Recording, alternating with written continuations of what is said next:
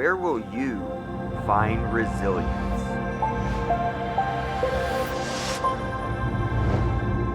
REdeploy.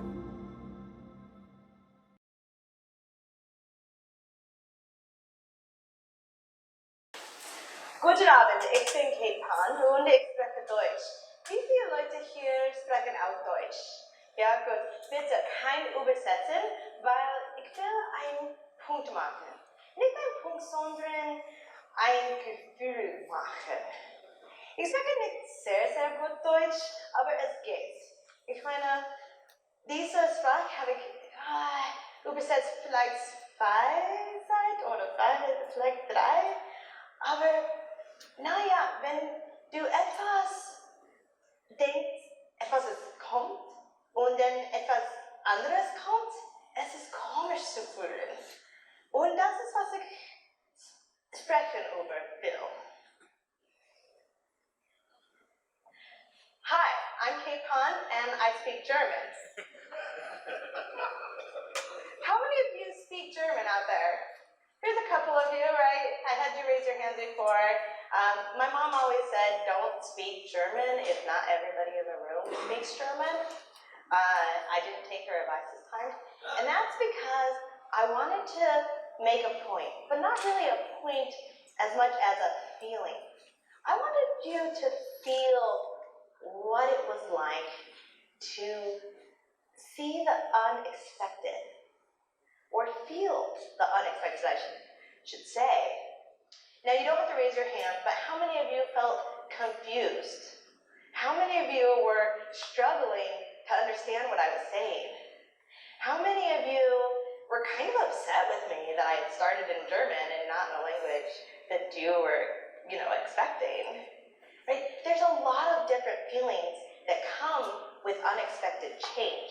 And that's one of the things I want you to keep in mind as I'm giving my talk, because I've experienced a lot of unexpected change, which gave me all of those feelings and at a very extreme level. So before we go on, I want to do a proper introduction.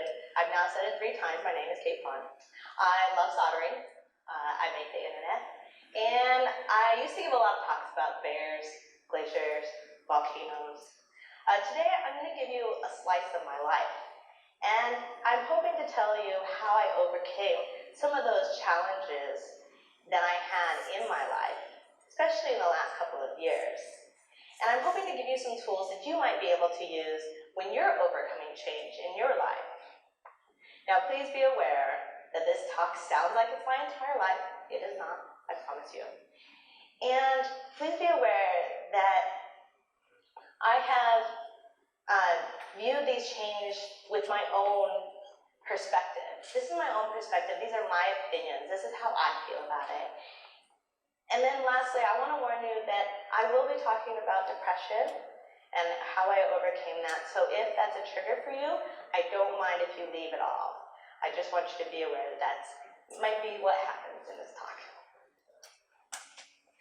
So a lot of us this conference have talked about change.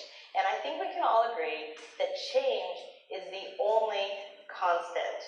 And when I was writing the CFP, the proposal for this talk, I really wanted to give talks about bears and glaciers and moose, things that overcome change in a big different way. And I wanted to be really funny and exciting, but then I changed my mind, and I continued my mind. And I realized that I wanted to give a talk about my changes in my life, and that's what I was doing right now for myself. So we've seen a lot of definitions for resilience, and this is my definition for resilience: not giving up when you really, really want to.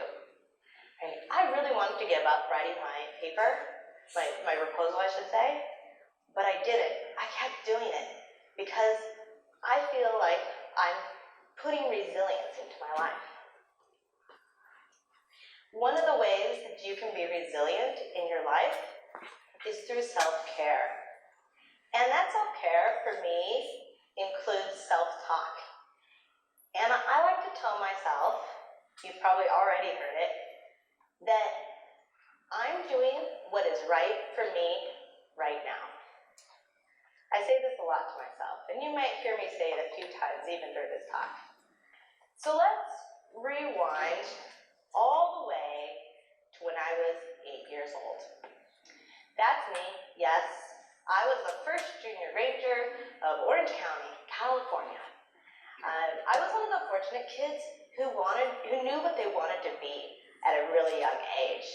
I even remember my mom had wanted to find a geology club for me, but there were no geology clubs for kids my age. And so the closest thing she could find was someone who had just started a junior ranger program. So every other weekend, I went out to the park, I hung out with my mentor, and we gave tours to public. I remember giving this tour to 5 people, where I was like, and this is the lemonade berry tree. This goop tastes like lemon. Right? I was all in it. Middle school came around and they said, okay, we want you to do a research paper on what you want to do as an adult. And I said, well, I want to be a park ranger. Turns out, good park rangers speak a foreign language, often German.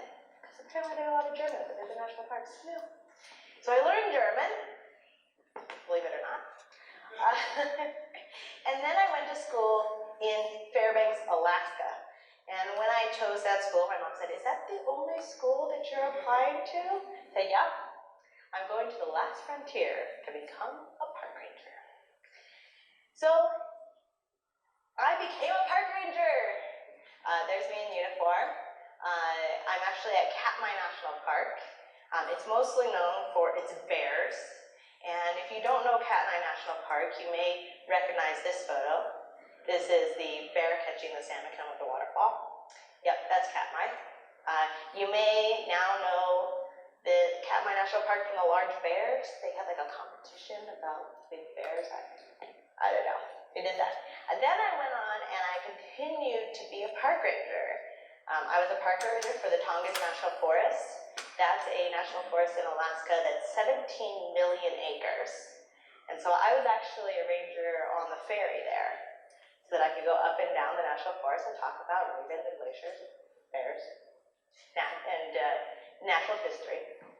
And then I ended up at the Mendenhall Glacier and talked about more glaciers and bears and volcanoes and all of those special things. And then I ended up at the Desert Botanical Garden. And this is in Phoenix, Arizona. And by this point, I had met the man of my dreams. He was brilliant. He was funny. My family loved him. Just perfect. He's just perfect. And in 2014, we actually got married, and it was amazing. And everything was going so well. I had just everything. I had a supportive family. I had my husband, who was amazing. I had a career that I had wanted since I was the age of 8. Well, then in this crazy turn of events, as things happen, unexpected change, I had no job. And I had no prospects for jobs. There's not a lot of jobs for environmental education in Phoenix, Arizona. And so my husband said to me, well, what do you like doing? I said, well, I like doing research. I've always been the code 2 when it's new technology. And, I just gave him this laundry list of things that I like to do, thinking, what is he going to find for me? I can't imagine anything. And he says, you have a lot of coding? I don't know. I took a coding class in Austria when I lived there. I figured I liked it because it was mostly in English. Right? So then I just Googled, learn to code. Of course, what came up was Code Academy and code.org, and I did the Hour of Code, which is really programming for fourth graders. Right? I fell in love. I was amazed. I was like, this is great. I can make a little robot move, and it does the logic that I tell it to do. And I was madly in love with coding at this point. And I decided to visit a friend of mine in the Desert Botanical Garden, and I was telling her about my newfound love of coding. And she works GIS, so she's mapping all the cacti in the garden, which is really cool. And she says, you ever heard of this little thing called meetups? And I was like, no. What is this meetup thing you talk of? So I, of course, went to meetup, put in tech, Phoenix. There are a lot of meetups, as some of you may know. And I tried to go to all of them. And because I was like overcoming this change of career, right? Like I had spent my whole life becoming a park ranger, and now I'm becoming a developer. Like that didn't make sense. So I did a lot of things to help me overcome that change, like taking these notes. I would write a word down and Google it later until I got enough courage to start asking questions. And when I started asking questions, then all of a sudden, I was getting invited to actually plan some of the meetups that I was going to, and just everything was falling into place. I was doing what was right for me right now, and I was telling myself this mantra: I'm doing what is right for me right now. And I finally felt like my career was back on track. So much so that I asked where I was doing the meetups, do you have something available for me? And they said, yes, we would like to have you intern as an HTML email developer. So I became a developer. I was very excited. I had everything again, right? I had my career, I had my husband, I had my supportive family, right? In July of 2015, just maybe 6 months after I had gotten this job at Melt Media, my husband and I went on a trip to Alaska where we had first met. And somewhere on a highway at a small cafe in Alaska, he told me that he had been taking estrogen for 6 months and no longer wanted his penis. And I had no idea. I couldn't even fathom. When I met him, he was about to join the Navy. He went to the gym all the time. He built this car. He did everything that was very masculine. And so it was really hard for me to grasp what she was telling me. But after a lot of discussion, I realized that she couldn't be that person anymore. She had to be who she is inside. This is a really hard time for me because I so desperately wanted to celebrate her and her courage to become who she's supposed to be, but I was experiencing a lot of loss. So much unexpected change in my life. And loss of what I thought my life was going to be like. And I turned to online groups, and what I found there was a lot of anger.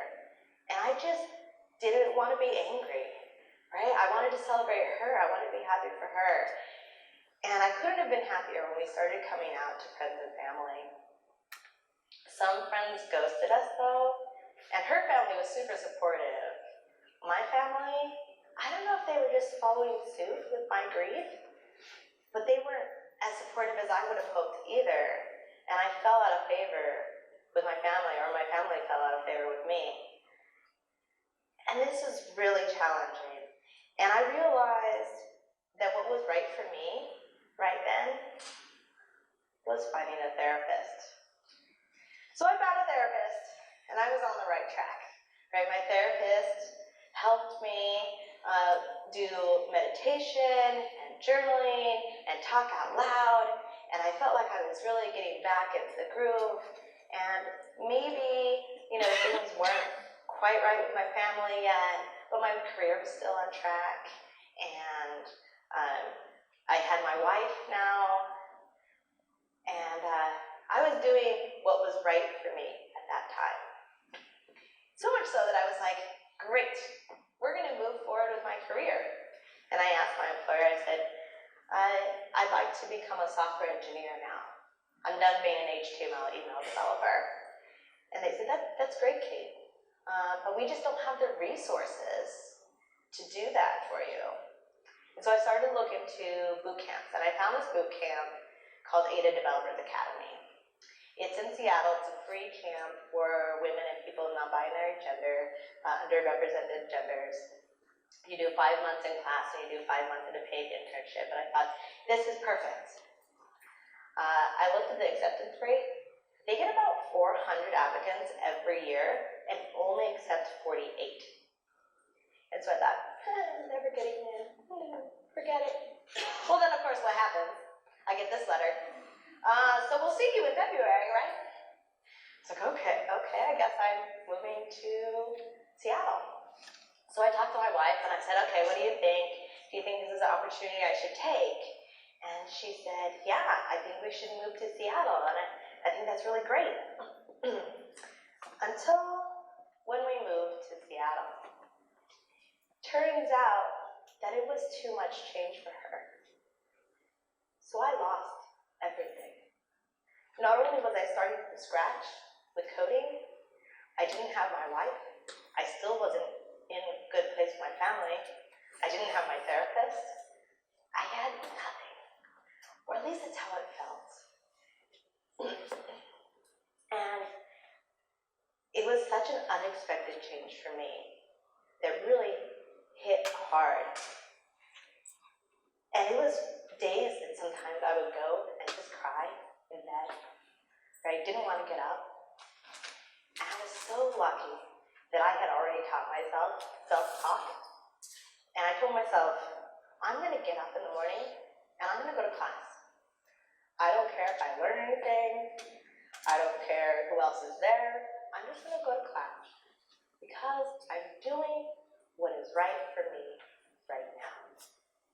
It was okay for me to be sad. It was okay for me to be angry in those moments.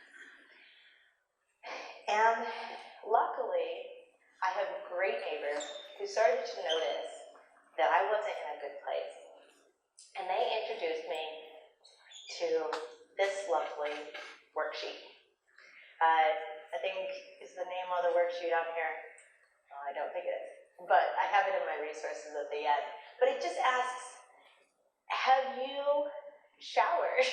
Have you hydrated? Have you eaten? Have you gotten dressed during the day? Have you cuddled with a living being? You know, you are stronger than you think. And from there, I learned about grounding. Where it was like, if you can't do what you're doing right now, if you can't keep yourself together, think about being present. Think about being in the moment, right? Find 5 things that you can see, 4 things you can feel, 3 things you can hear, 2 things you can smell, 1 thing that you can taste, right? Be present, be in the moment. And of course, during all this, I have no therapist. So I decided that what's right for me now, because I've had a bit of change, is finding a therapist. So I found a therapist, and I was telling myself, I'm doing what's right for me right now. And over time, the right thing changed. And my therapist and my friends around me helped me to find tools to help me overcome some of the change that I was experiencing. So in time, I started journaling. And there's a lot of different ways to journal. You can do reflection. That's where you write it all down, and then you look back over it, much like a personal retrospective, and see if you can piece together what you've learned about the experience that you're going through. There's gratitude lists. That's what you're thankful for. And recently, I found out about ingratitude lists. This is like when everything has gone to hell, and you're just like, I can't even be grateful for anything. I'm just gonna write down the things that make me angry. And that is completely okay.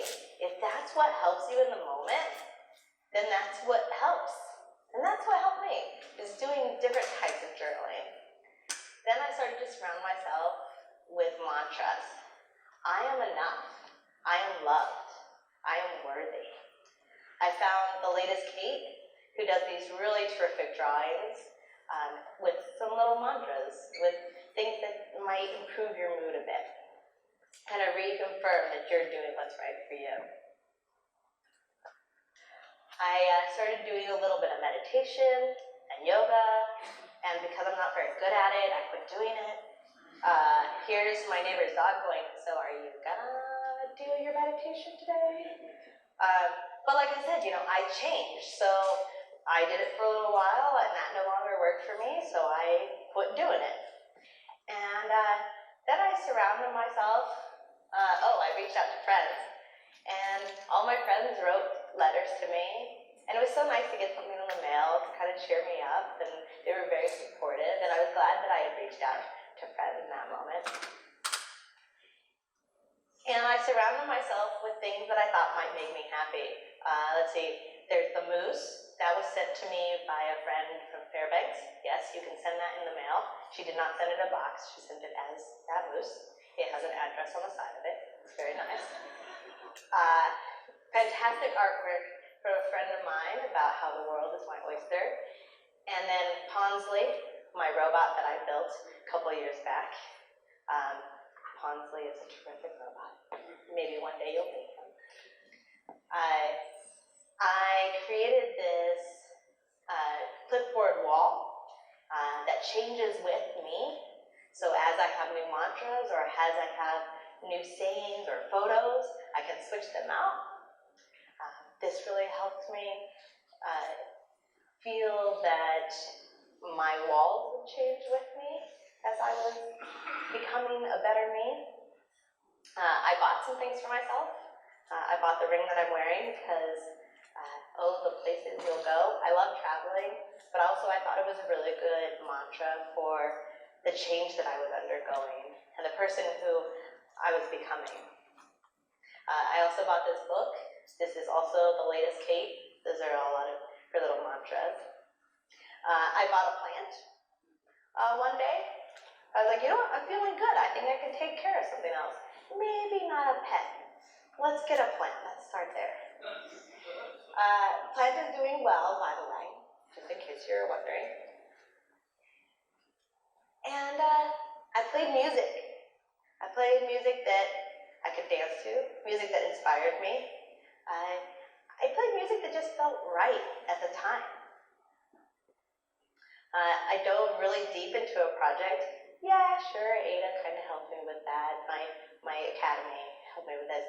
This is a light-up sign that's connected to the internet. It's very exciting.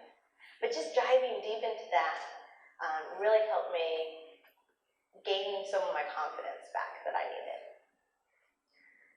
And all this time, of course, I'm saying to myself, I'm doing what's right for me right now.